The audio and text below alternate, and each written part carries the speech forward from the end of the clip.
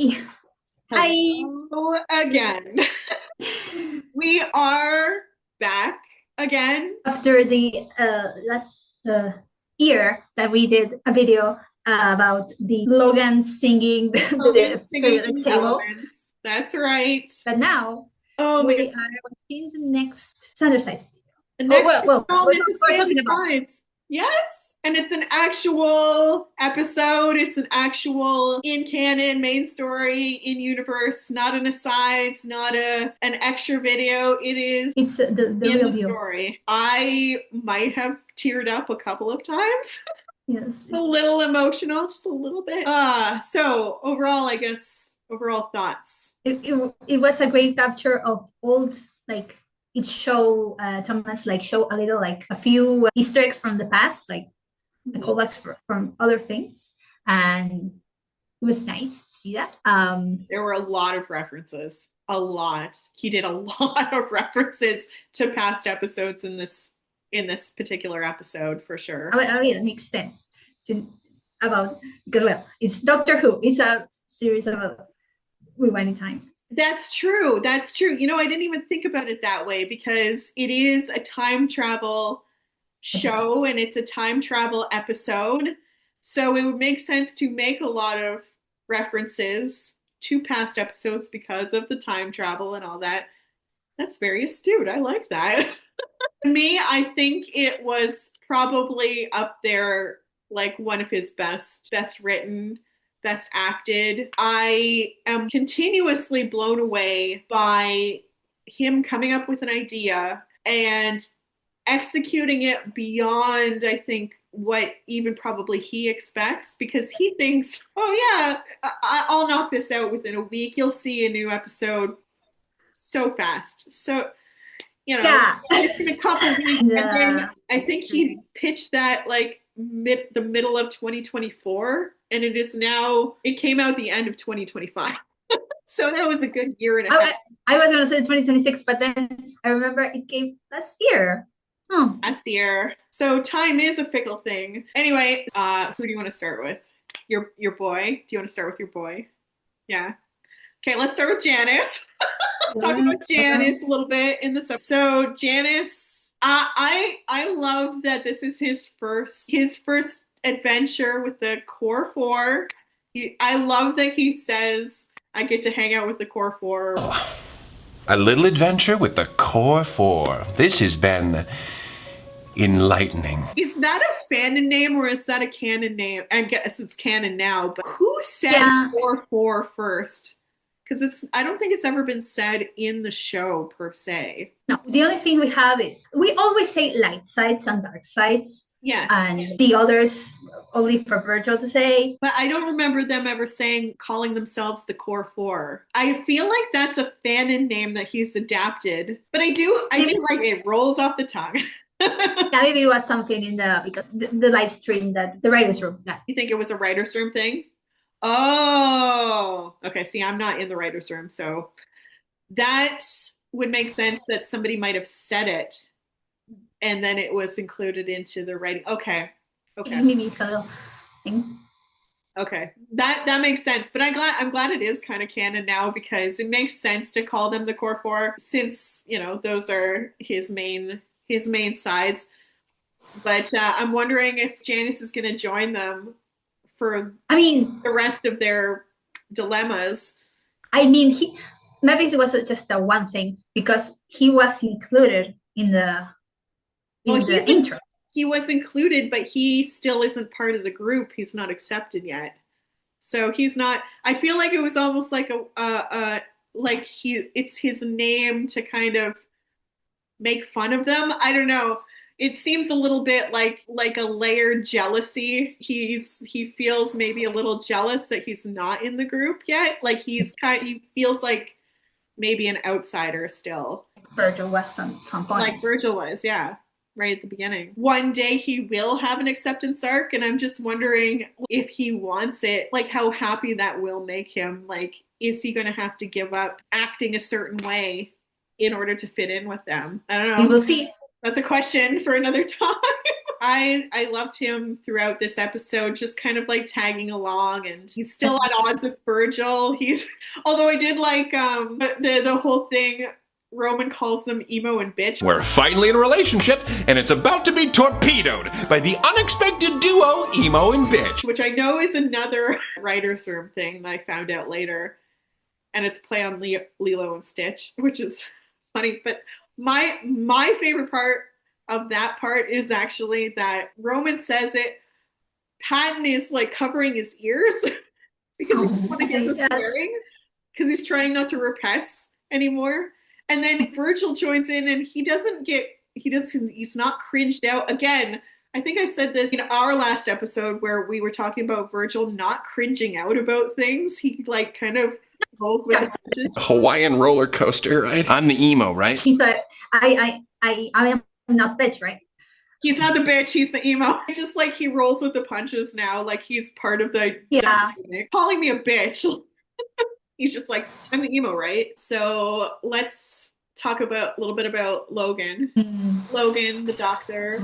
He did so good. I was surprised he wasn't going to go with David Tennant. Didn't go with David Tennant. He actually went with Fourth Doctor. No, David Tennant is his favorite, but he's not a David Tennant. He's not a 10. He is more of a 9 or a 12. I'm sorry, but he is. He's too grumpy to be David Tennant's doctor. I know Thomas loves David Tennant, and he loves Ncuti Gatwa, and he loves Jodie Whittaker. But like they're too bubbly and happy for Logan's personality. Like 12, he does a lot of like human insult, like they both do. Human insulting. They insult the humans. They're too smart for them. They are more logical. I think he was in his element. I'm so glad he got another episode where he could play dress up and do something. Really first was Sherlock. Now it's Doctor Who. What are you, Sherlock? Yes, apparently you are. Didn't take you for the dress-up type. This is strictly to get me in the mindset for deductive reasoning. All business. I'll be Watson! No, you can't play with us! Now it's Doctor Who. And he got the scarf and the overcoat. I love it. I love it so much. And I loved his sonic screwdriver. It looked like Ncuti's. It looked like 15's sonic screwdriver, which is more like, it looked more like a remote control. Did you watch the new season with Ncuti Gatwa? No, I just watched the Christmas special. Which one was that? Which Christmas special? The Christmas special with Donna and... Oh, those with David Tennant again. The next two seasons are okay. I'm not like the biggest fan, and it's not because Ncuti was a bad doctor. By all means, he was a great doctor, but their choices for storyline and just some of the actions that they took, I was just like, it feels a little more on the line of Jodie Whittaker's doctor, which I wasn't a huge fan of either. That's if Patton was going to be a doctor. Yeah, Patton would be the Jodie Whittaker doctor for sure. Or Matt Smith. Or Matt Smith. No, I feel like Roman would be David Tennant's doctor or Matt Smith's doctor for sure. I feel like Patton would be like Ncuti's doctor or Jodie's doctor. And I feel like Janice would be like Logan. He'd be either 9 or 12 or 4. Because I guess 4 was a little bit cranky too. And Missy. Sorry. I have to include Missy. I have to include Missy. He should have made him the master. He should have made him the master in this. It would have been so much funnier. Would have had the little fascinator hat. He still has a hat, but it's a fascinator. Yes. Come on. And he has the aesthetic of a lady from that age. And I love that about him. I love that he has that kind of presence. Like he can be anything because he can shapeshift into anyone. All can shape. All can shapeshift, but Janice is the one that. Well, he embodies. Yeah, no, that's true. But he like embodies it. He's very like. Whatever, I don't care. Like his costume, like I thought for sure when they revealed it that he was trying to be like the Ninth Doctor's outfit. Yeah, because the leather jacket. The leather jacket, that was iconic. And for him to say he was Martha, well, okay. To me, I get that, yeah, Martha was a little sassy. I feel like Donna was way sassier. Yes, but we can say that fit more for Berto. Well, that's true, but I don't know. Janice could have embodied another companion, like River. I feel like he could have been River. Yes. Yes. River was on the cusp of being a companion and also being a doctor. So, which I think would have made more sense. But I understand that he was trying to go for simplicity and pick somebody who kind of fit, but I don't feel like it's like a perfect fit for him. And the outfit just didn't match because his colors. Martha's outfit she had that iconic maroon leather jacket, and that was her color. Like, she wore maroon a lot throughout the episode. If he was going to do anything, he should have put on her how she was wearing a black jumpsuit for the last couple of episodes when she was dealing with the master. Mm-hmm. I feel like his outfit should have been like that, like the jumpsuit one, rather than the leather jacket. I wish it looked a little different, but that's neither here nor there. He did his best. We'll chalk it up to hanging out with the core four, trying but not quite getting there. Anything else to talk about with Logan? He always been like not Dutch with the relationship aspect of Thomas as if it's more about the achievements, about how to get in life, and not very about the emotional stuff. We all know that. Mm-hmm. But yeah, he assures that sometimes being friends with someone and not being in a relationship could be also good. Yes, and I love that message to be pulled out of his final speech too. Like it's all valid. It's all like you can be perfectly content with just friends, with just being your own person, but having platonic relationships. And that's really important. And especially with Thomas's viewership, a lot of his viewers are ace, aromantic. They don't necessarily want romantic relationships. They don't necessarily want sexual relationships. They just, maybe they don't even want a relationship at all. They just, want to be casual friends with people. But maybe people want just like a close friend, like a companion that means something to them, that they see a lot. And that's okay too. Like it's a wonderful message. And I'm glad that Logan kind of represents that part for a lot of people. Like he's very much about the logic and, protecting Thomas about self. Yeah. Like heartbreak.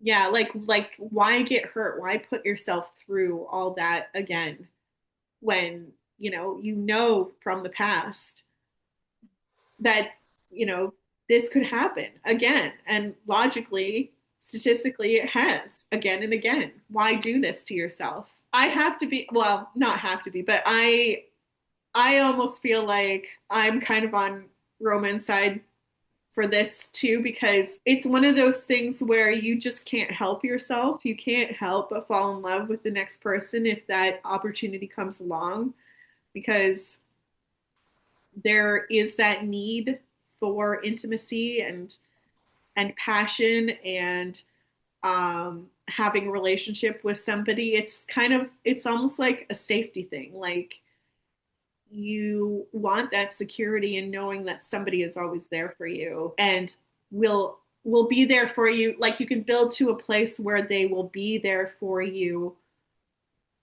regardless of anything, like having that kind of relationship. So I understand both sides.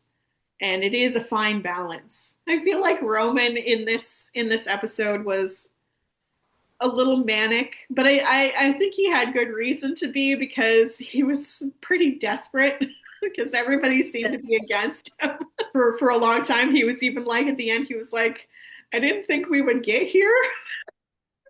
You guys really scared me for a minute. You really had me worried there for a second. You really did.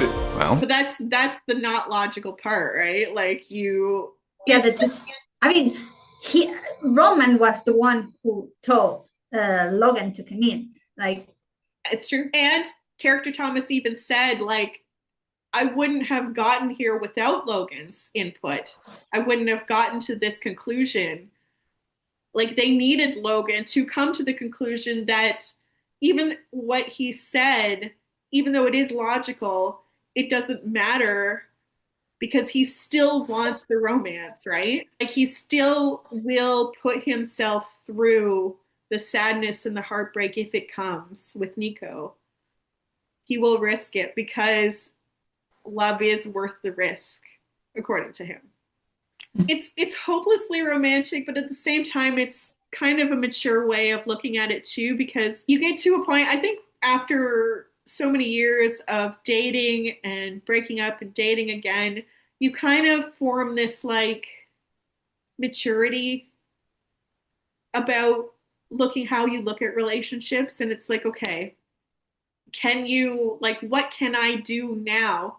Like what he was saying about being the constant, is that he can still take all of his experience from other relationships and apply it to a new relationship so that maybe it will turn out better. I mean, there is growth, like, yeah, taking all the things that you learn about the relationships and exactly. try to make it better every time.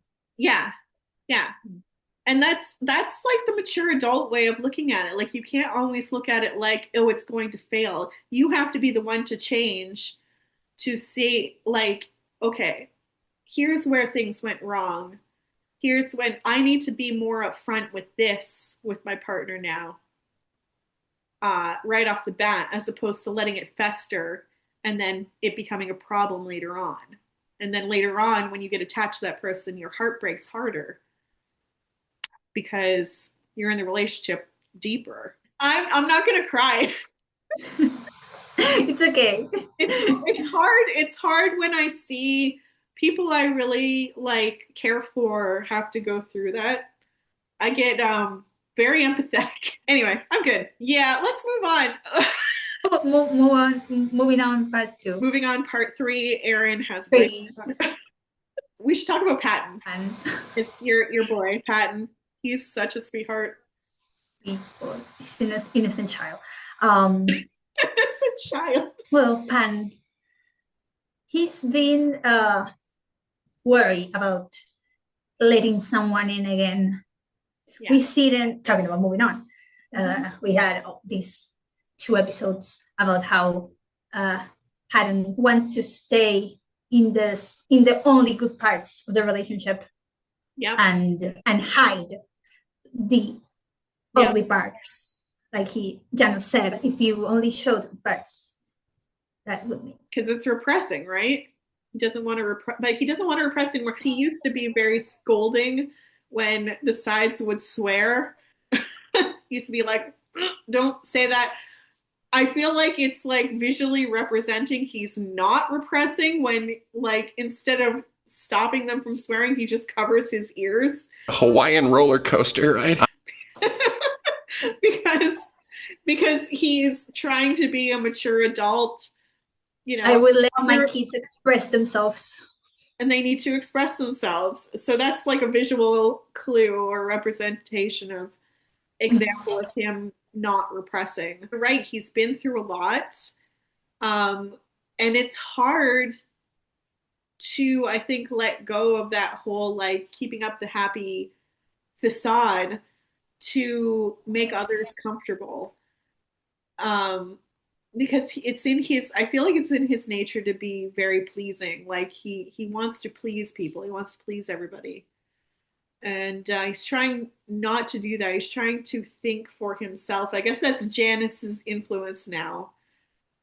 Janice being let into the fold is helping Patton be a little more selfish about his own feelings, like expressing that he's not always happy. He's not always, happy-go-lucky. He is sad sometimes. He hurts sometimes. I like the carryover too when they asked about in Have I Grown 5 years later, they started talking about Nico, and Patton was like, looking forward to getting to know him. Nico, he seems nice. Looking forward to getting to know him. You know, and then that kind of carried over to Roman wanting to blame Patton for not getting for doubting himself, for doubting this next relation, how is going this relation affect my mental health, and if we're going to get back to those happy moments again with, with someone new. Yeah, it like he's seen all the experience, he's seen all the relationships, and it's hurt him. And I think he's the one who feels the worst hurt whenever character Thomas goes through a breakup.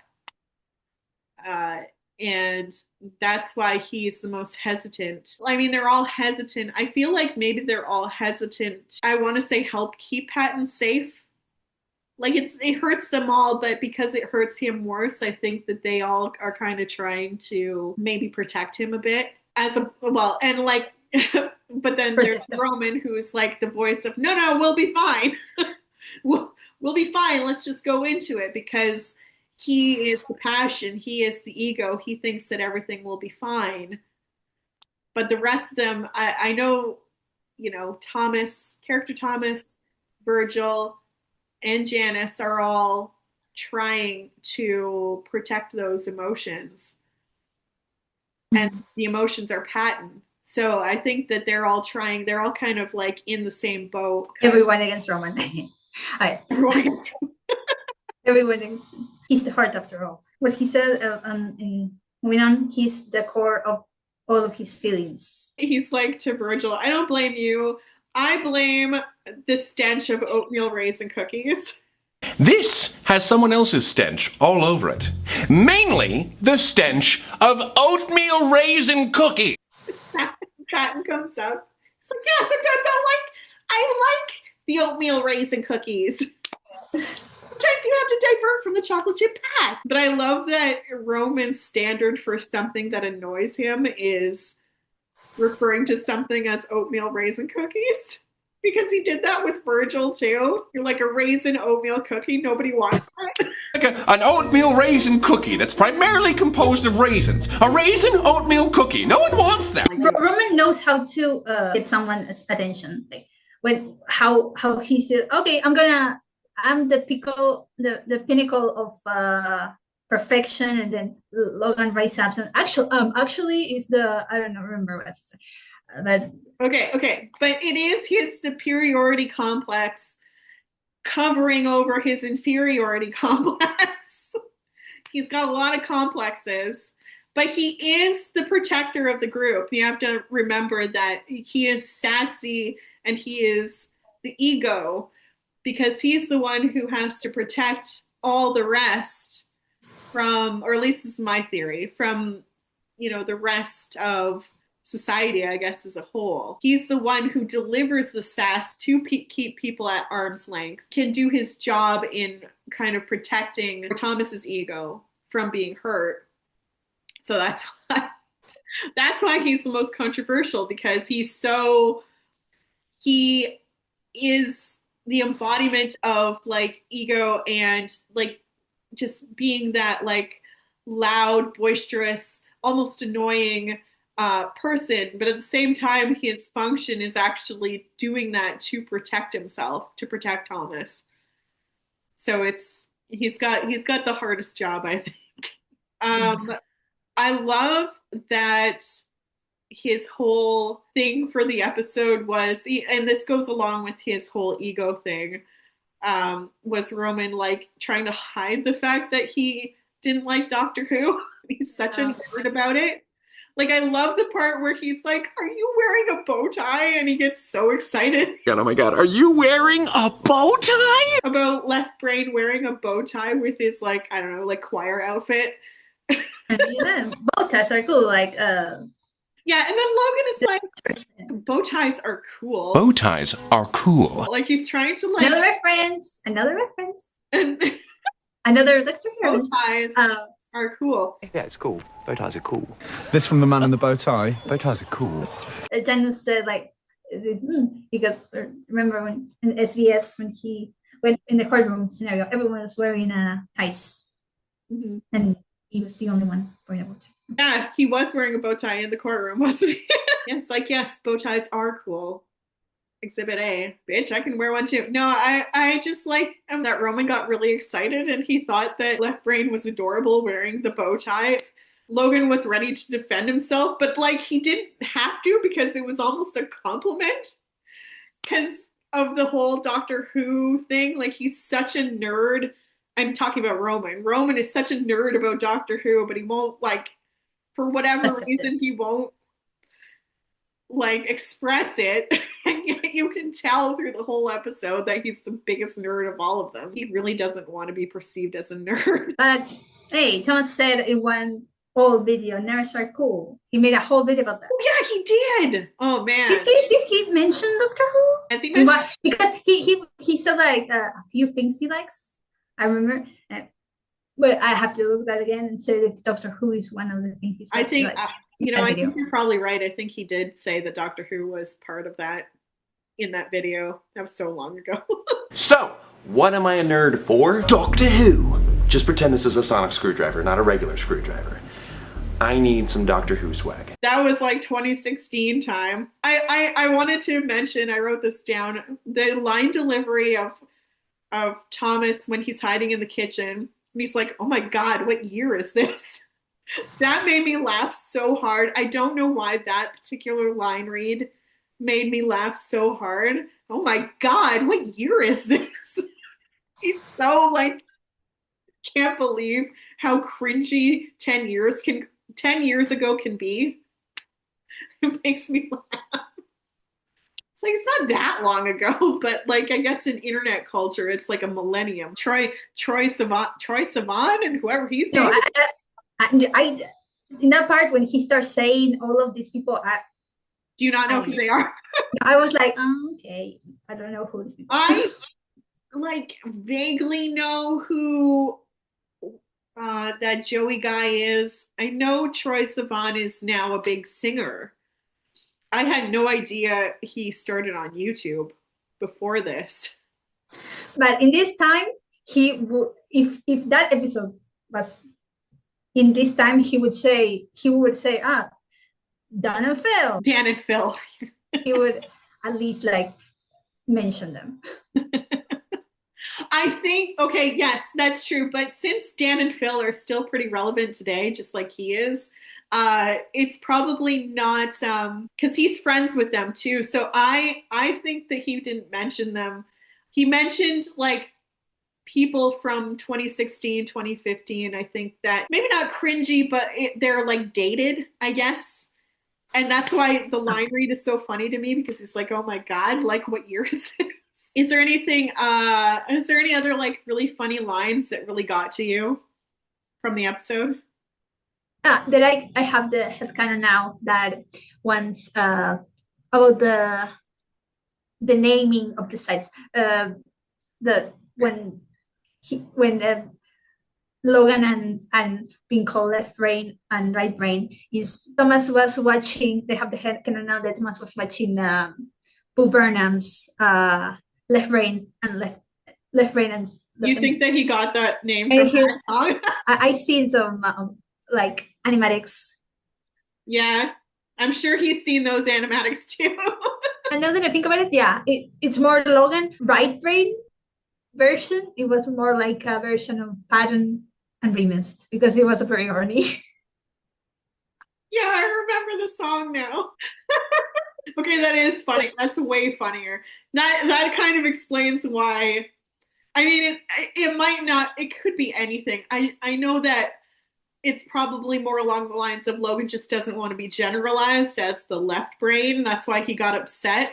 But it's way funnier if you think about him getting upset by being called left brain because of the Bo Burnham song. Oh, poor Logan. Really, Thomas, left brain? He's looking at him like, hey, I like Bo Burnham. And I did like the whole thing with the younger side, like the baby sides, Alex's sides, for him to see them like, so Vision Roman's character, he's not a prince yet, but he's more of a knight or an adventurer or just like someone that's more like still has the medieval aesthetic, maybe, but he's more like he doesn't see himself so loftily yet. He doesn't see himself like his ego hasn't grown yet. And then the dad character being like it's not technically his dad yet. He doesn't see him as protector yet, or like the dad calling him the son, but he seems more like as like a friend you would want to make, like a camp counselor, like somebody who's younger, somebody who is not there necessarily to teach you facts of life, but to help you get through emotional things, like a big brother almost. Yeah. Like he's like, oh, we can give this we can buy these shirts about his and hers and give them to our friends that are out. That I wrote that down. That was so funny because it kind of goes, you found his and his jean jackets, and he goes, really, you found his and his jean jackets? He goes, no, gay merchandise is hardly available right now. I'm being kind of meta. But then he's like, but we could buy 2 sets and give one to Becky and Gina. And the mention of the name Gina made me laugh so goddamn hard. They got Gina! I know, I realized. Fine. Oh my god. I am almost positive he put in the name Gina just because of the reference of the line. That's so funny. No, it's even funnier because it goes, we can give the hers and hers to Becky and Gina. And then you hear Left Brain in the background saying, with what money? They're not planning ahead. They're just... And then you see Vision going, I love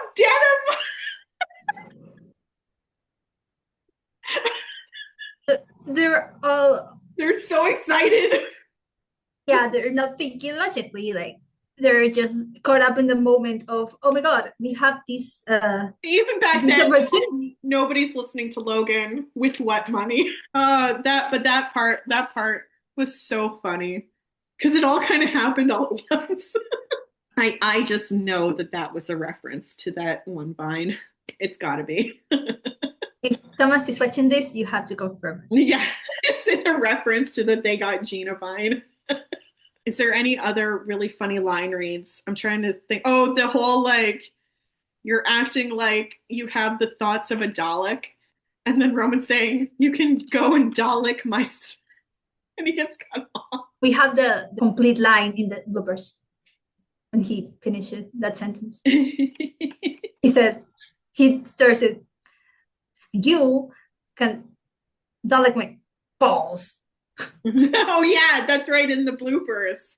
See, I'm glad we're doing this now because we saw all the bloopers. You can Dalek my balls. The whole thing about knowing Thomas kind of as a public figure, and then knowing kind of character Thomas and how character Thomas and his sides act and like all their personality traits and how they're supposed to act.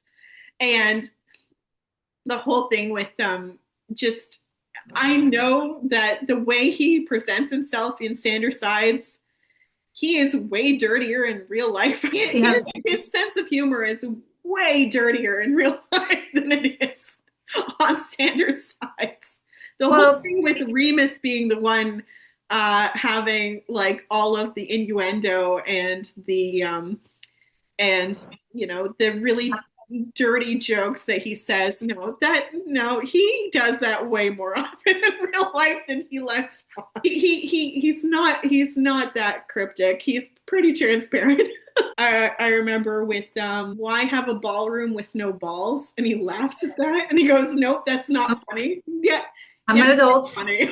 Are there healthy distractions? Why have a ballroom with you see Remus laughing? Thomas is like, nope, that's not funny. He's trying not to laugh.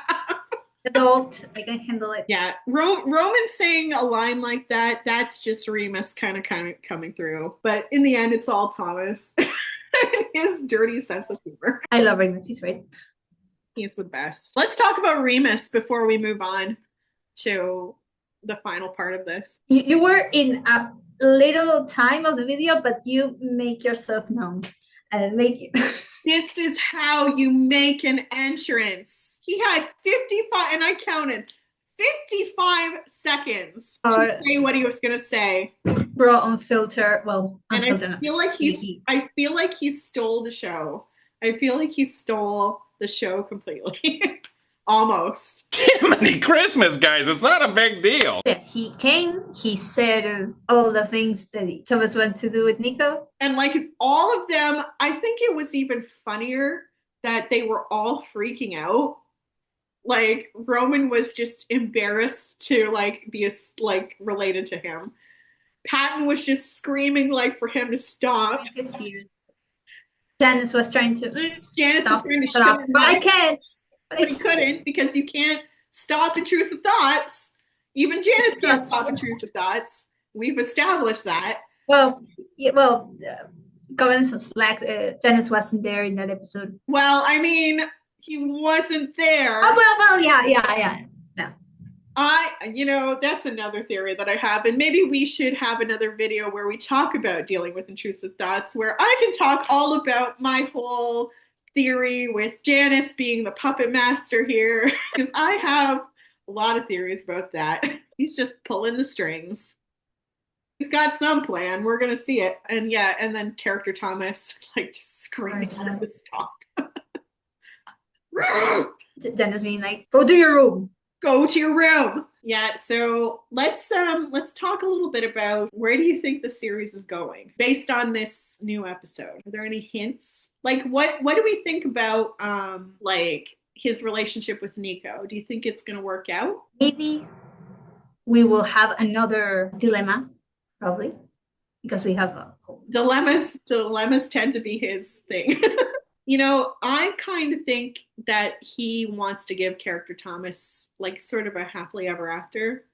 And I think establishing Nico as a character will do that for him. Because like I said, he is a hopeless romantic. I feel like even though he has a lot of angst in his show, ultimately he wants the end of the series, whenever that will be, to go on a positive note.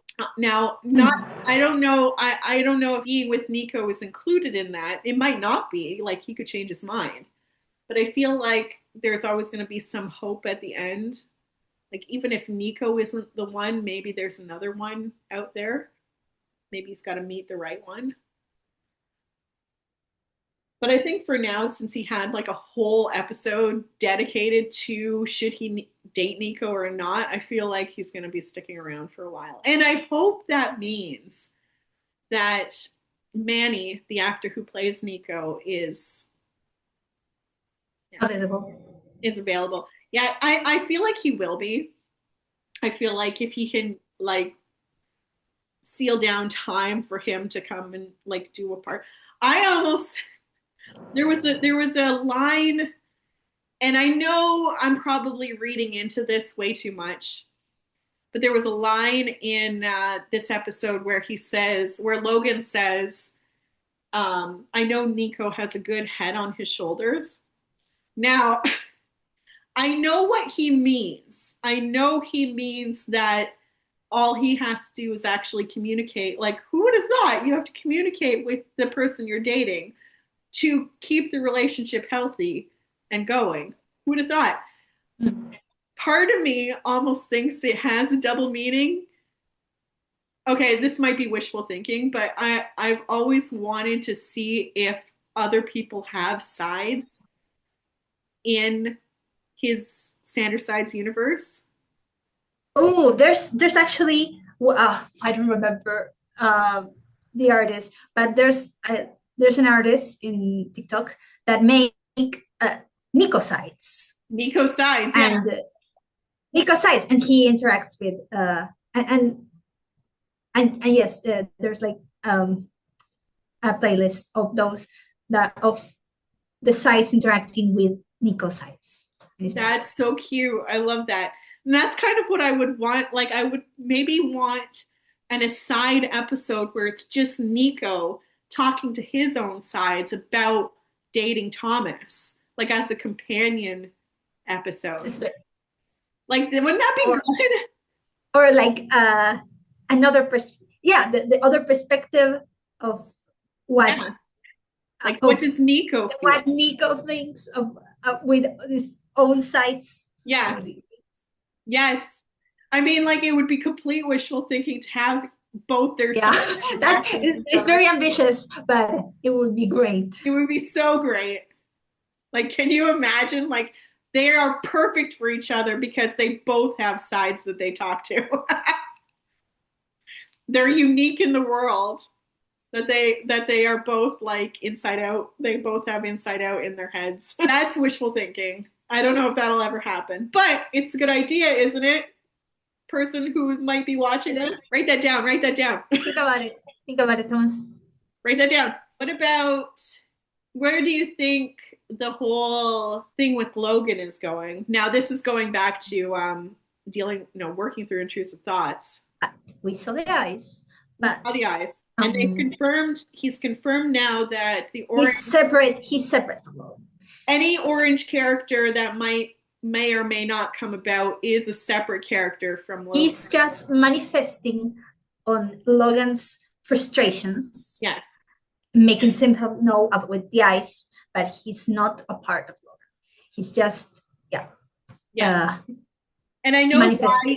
I know why he still wanted to include that into the episode. Like, even though people are going apeshit over this character and they feel like he's been teasing it for so long, but honestly, to me, it wasn't really that important. I mean, I missed it the first time I watched it. Like, I missed that part. Yeah, I was also in a call with other friends, and do you notice the orange eyes? And I was like, why? No, I have to look at that again. Yeah. And then it was so fast and not even acknowledged.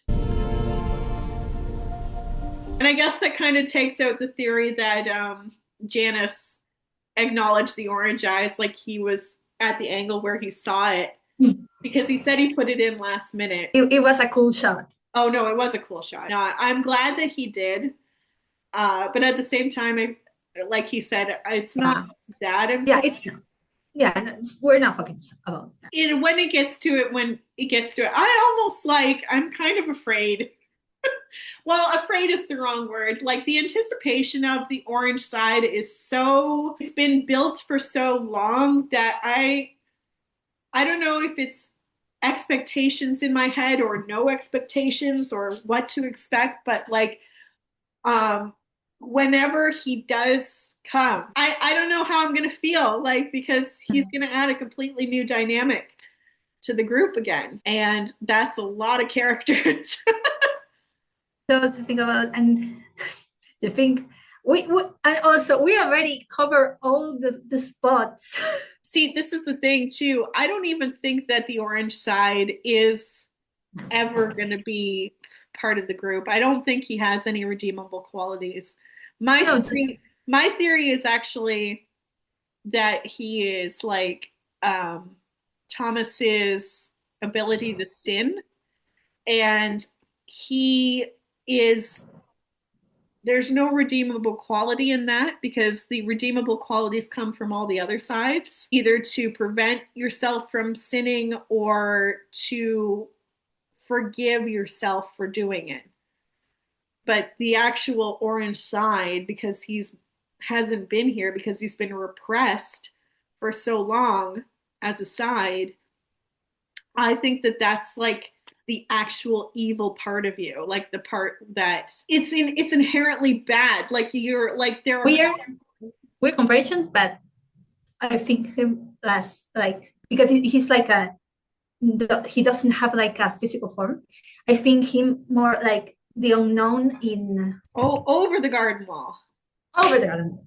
He's like the unknown. Yeah, you can almost do like a one-on-one comparison with that too. The protector of the unknown is a character that you think is bad at first. He's very mysterious, kind of like Janice. And he ends up being good because he is like hurt because he's trying to get his daughter back. The unknown tricks him into doing what he wants, but he's like lying about it, right? Yeah, that's a good comparison. I like that. Yeah, my whole thing is that Orange is irredeemable.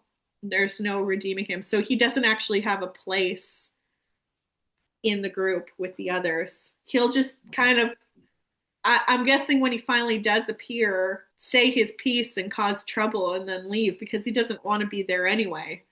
Because all the rest will be trying to stop him. That's my guess. I know that like you can argue that all the sides have good and bad traits. My guess is that this is the part of yourself that doesn't have any good traits. That's why he's like the ultimate dark side, the ultimate repressed side. There's The big bad. The big bad.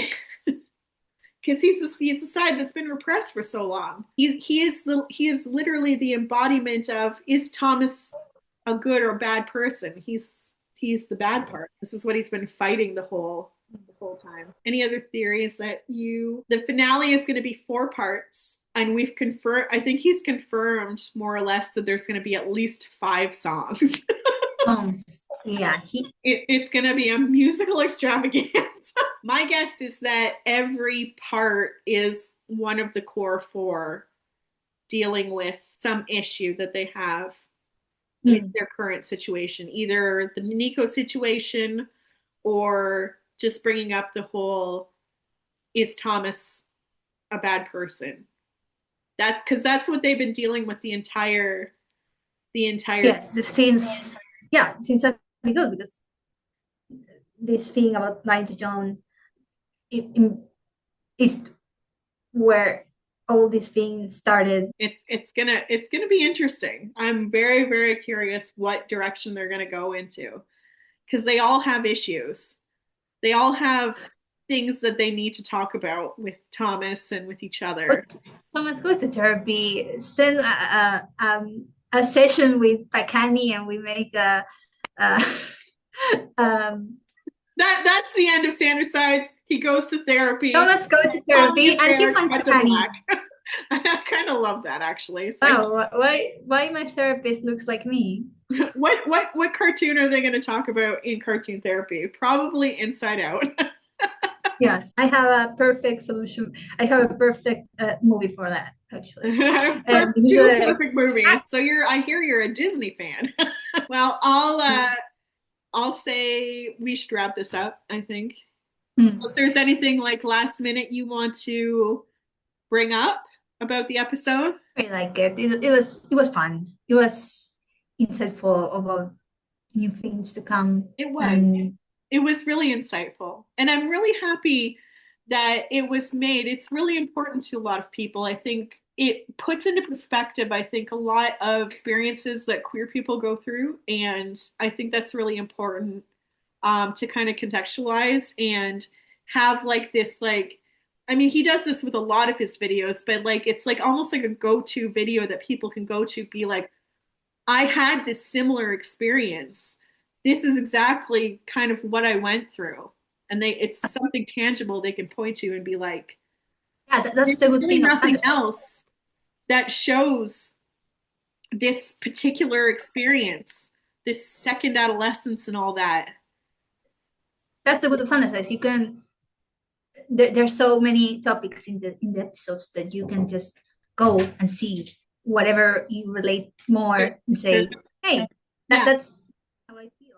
That's how I feel. Like like he has so many videos now of topics that are so personal and yet so universal to people, what they go through. And I think that's really, really beautiful to have kind of this library of videos that is directly referencing specific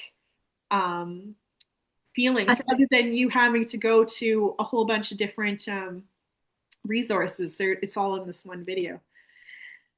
And that's really beautiful. Let's wrap it up. We'll say goodbye, guys, gals. And non-binary pals. Peace out. Thank you so much for watching, everyone. Everyone who watched this, We hope you enjoyed the episode. We hope you enjoyed watching Thomas's episode, and see you in the next one. Hopefully we're going to do another one pretty soon. Bye. Bye. Peace out. Peace out.